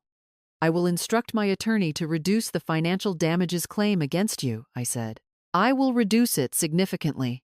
In exchange for your full and honest testimony on the witness stand next week. Brooke wiped her cheek with the sleeve of her sweater and nodded her head. I walked out of the coffee shop into the sharp, brilliant February sunlight. The cold air filled my lungs, making me feel incredibly awake.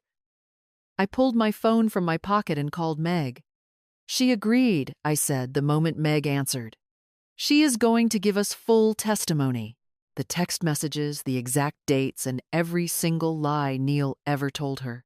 Meg let out a breath of pure relief. And what about the alienation claim? I am reducing it, I told her. I am not dropping it completely. She still needs to pay a price, but I am reducing it. That is incredibly smart, Meg replied. Her testimony on that stand is worth infinitely more than any financial judgment we could squeeze out of her. 1 week before the final hearing, I stood inside Meg's large conference room. The entire legal team was present. Dale Eckert stood by the window with his arms crossed. Fern sat on the leather sofa, her laptop open on her knees. Meg stood at the head of the mahogany table, her hands resting on a massive 3-inch thick black binder. It was the culmination of 4 months of forensic investigation and strategic planning.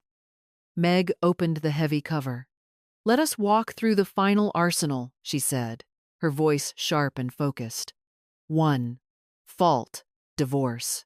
Adultery is fully proven through the hotel records, the credit card statements, and now Brooke Landon's official testimony. 2. Alienation of affection.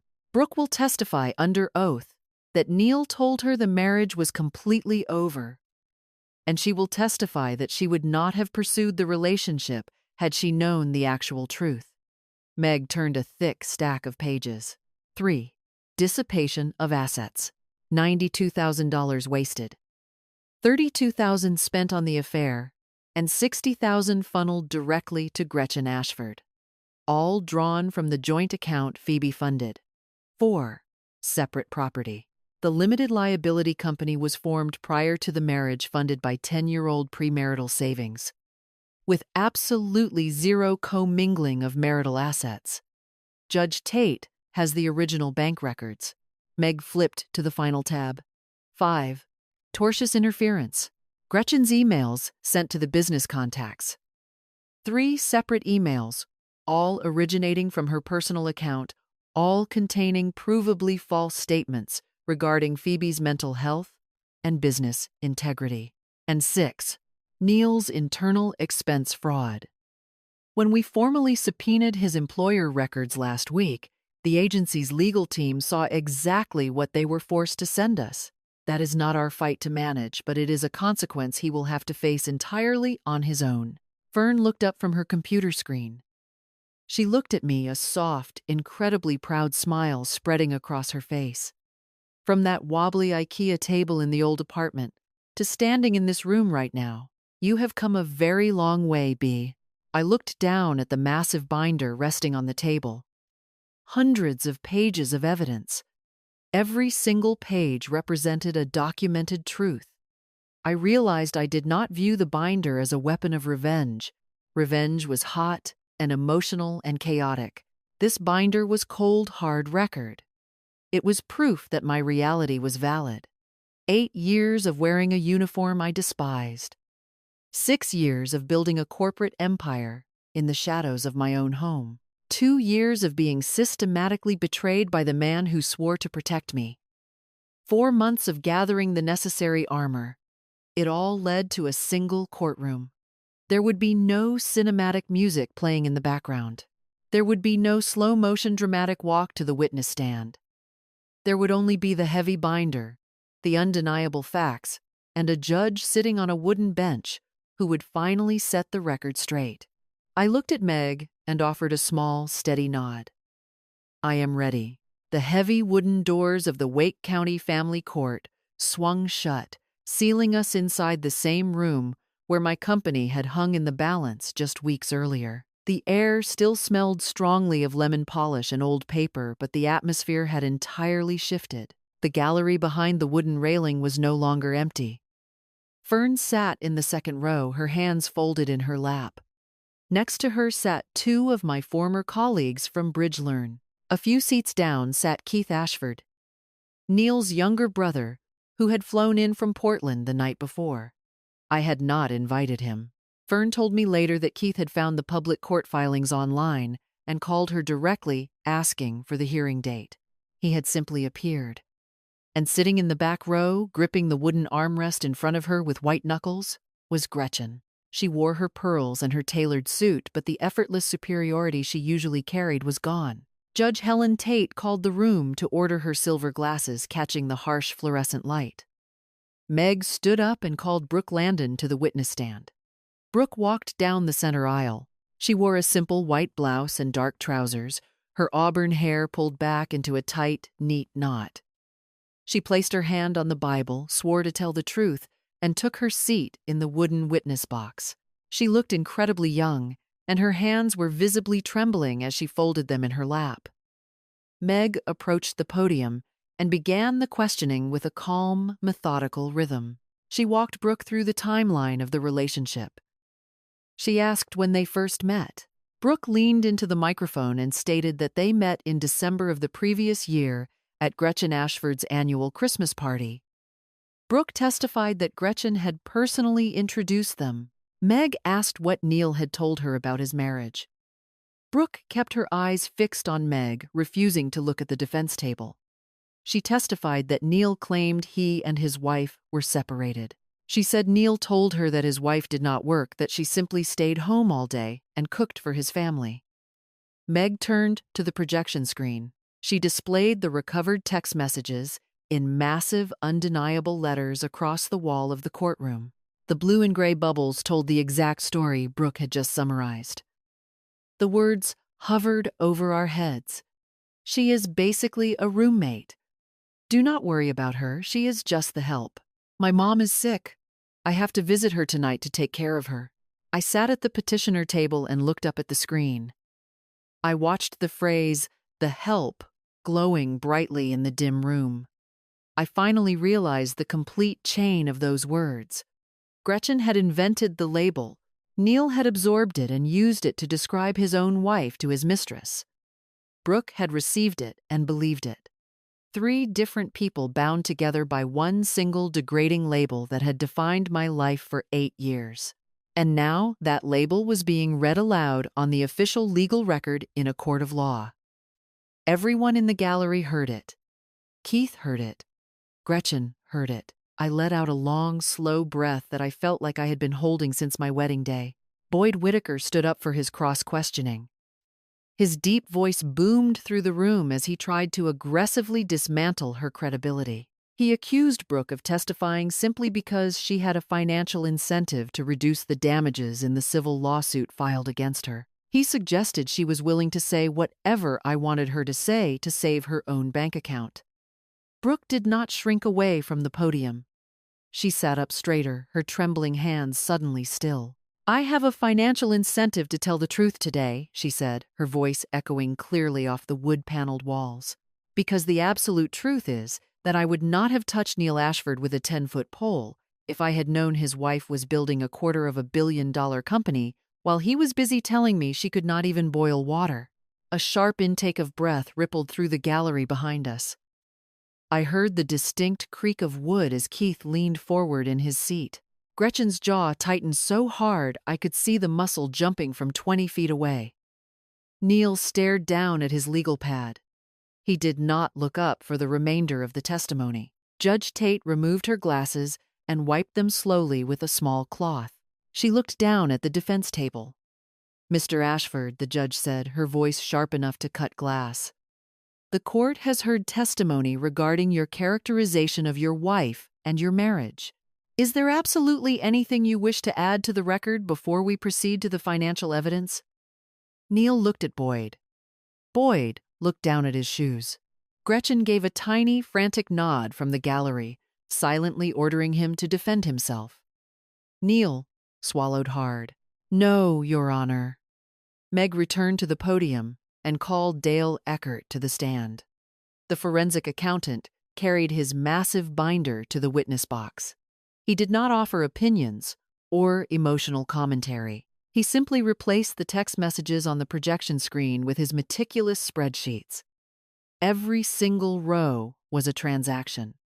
Every transaction was a truth they had tried to bury. Dale walked the court through the dissipation evidence.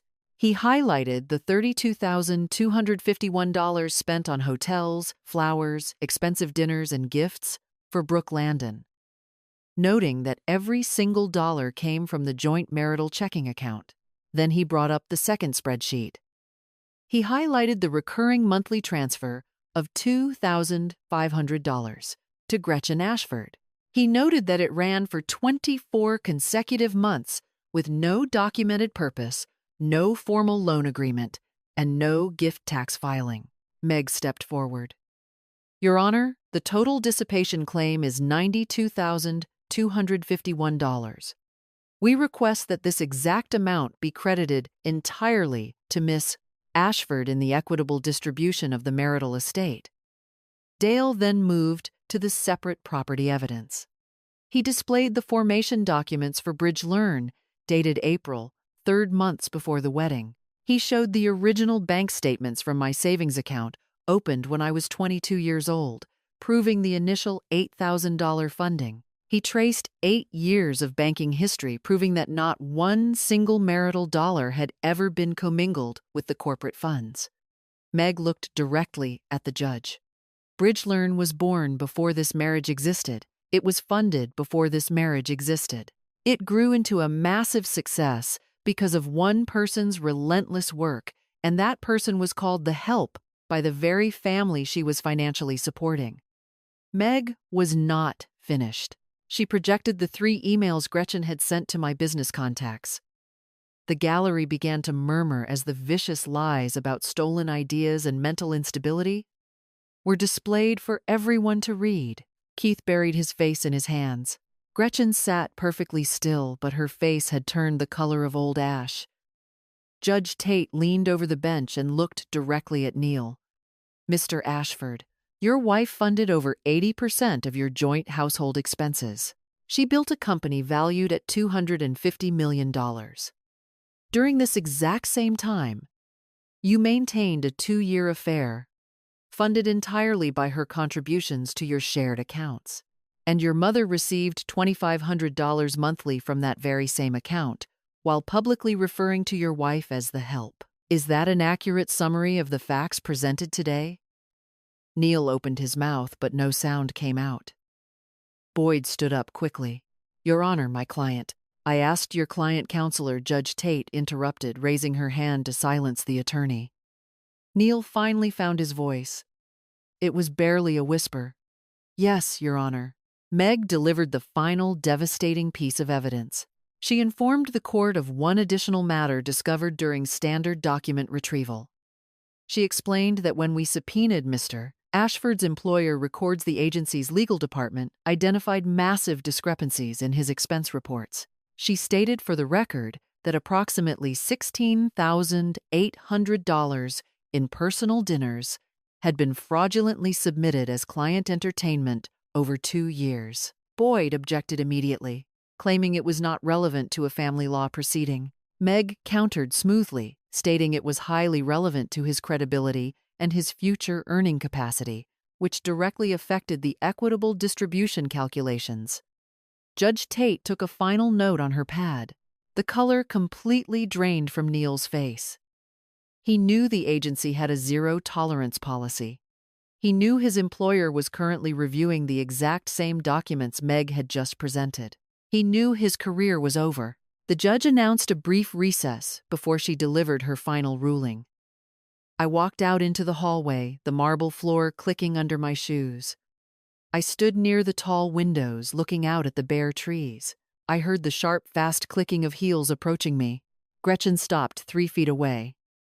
Her posture was still rigid, but her eyes were wild. You have destroyed this family, she hissed, her perfume wrapping around me like a heavy blanket. I turned and looked at her. I did not feel small. I did not feel invisible. I looked at a woman who had spent her entire life demanding service from people she refused to respect. You handed me an apron, Gretchen, I said, my voice completely calm. Every single year, for 8 years, while your son spent my paycheck on another woman. And you knew everything. I let the silence hang between us for a long moment. I did not destroy this family. I just stopped serving it. Gretchen opened her mouth, but she had absolutely nothing left to say. She turned and walked away, her heels echoing sharply down the long corridor until she disappeared around the corner. 2 hours later, Judge Tate returned to the bench and delivered a ruling that swept the board completely clean. The fault divorce was granted immediately, and Neil was permanently barred from seeking any alimony. Bridgelearn was officially declared separate property, completely protecting the $250 million sale. The court credited the entire $92,000 dissipation claim back to me. I was awarded the house in Raleigh. Neil received his retirement accounts and stock options, but after the massive dissipation credit was applied to his half of the estate, he effectively owed me money. The alienation of affection lawsuit was settled separately later that week. Brooke Landon agreed to pay a reduced sum of $85,000 in structured payments. The money was irrelevant. Her public testimony on the witness stand was the true victory. Gretchen was ordered by the court to cease all contact with my business associates, with a formal defamation claim held in reserve if she ever spoke my name in a professional setting again. The consequences rippled outward with brutal efficiency. Neil's Human Resources Department received the court transcript 3 days later. His termination letter arrived the following Monday. Keith called his mother from the airport before flying back to Portland, telling her he had read the transcripts and instructing her not to call him for a very long time. The country club circle received no official communication, but courthouse records are entirely public. Within a week, the whispers started. Within a month, the dinner invitations for Gretchen Ashford stopped completely. Late February brought a beautiful, sharp morning to my new apartment in the Oakwood neighborhood. I had converted the temporary rental into my permanent home. It was a 2-bedroom space with large front windows that let the winter sunlight pour directly across the hardwood floors. The kitchen was significantly smaller than the one I had left behind. The counters were plain butcher block wood, not expensive granite. The stove was a simple gas range, not a high-end induction cooktop. The open shelves held exactly 4 bowls and 4 plates. It was more than enough. Sitting perfectly centered on the wooden counter was a small frame I had purchased from a local thrift store. Inside, the glass rested the folded bankruptcy petition. The blue ink was visible for anyone who walked into the room. Do not let them tell you what you are worth, Bertie. I stood at the stove cooking scrambled eggs exactly the way my father had taught me when I was a child.